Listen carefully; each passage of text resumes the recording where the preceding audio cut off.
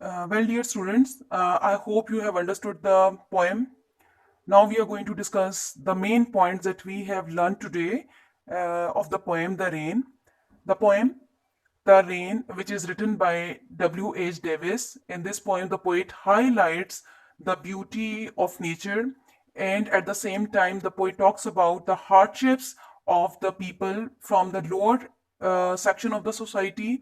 At the same time, the poet also talks about the rich people of the society, and the poet also talks about the harsh reality of a life, and how the poet has describe the harsh reality of life, as we know that how the poor people are getting something which is left over from the rich people of the society, in the form of a nature and in the form of a rain which is a source of money in many quantity. The poet is talking about, for example, so many things that we are going to get in the society, but the poor section of the society, they are not getting all such things, and they are the deprived section of the society. And at the same time, the poet talks about the musical display of rain.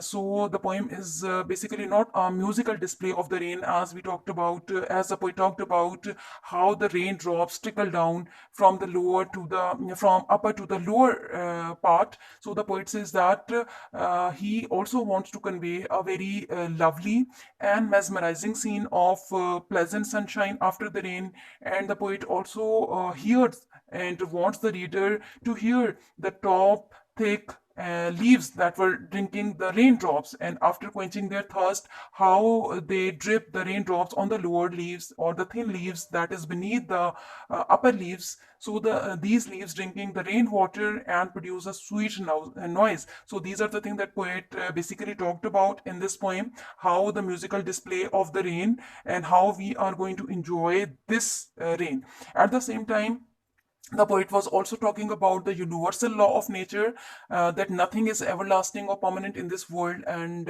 pleasure and sorrow keep alternating with each other, and how this transition from rain to sunlight, the poet has talked about, like there would be a time when the rain stops and there would be a beautiful scene, and sun will come out, and sun will give its light equally to all the people of the society, without any discrimination. And when the poet has talked about the discrimination, and then the poet also talked about some hopes or equality in the society, and how the poet has talked about the equality in the society, because this poem has some symbolic meaning as well, because the rich leaves, basically poet used just to describe the rich people of the society, and the poor leaves, the poet is basically talking about the poor section of the society. So the poet is quite hopeful, and the poet says that definitely there would be a time when there will be equality in the society. There will be opportunities for the poor section of the society, and there would not be any discrimination. There would definitely be good days, and misery would definitely have an end. And then the poet says that rain, which is a great blessing of Allah Almighty, and a great happiness for the mankind, because rain is one of its beautiful phenomena of nature, and we enjoy it. So those people who are under the burden of financial problems, whenever it rains, they enjoy this beauty of nature.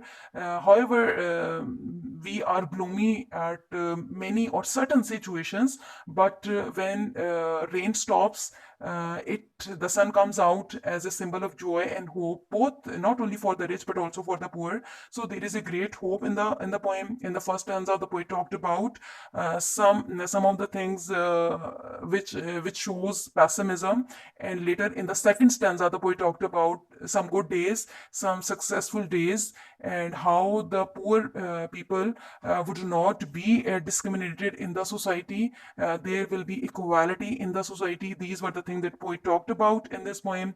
I hope you have understood, because I have made clear all the points to you.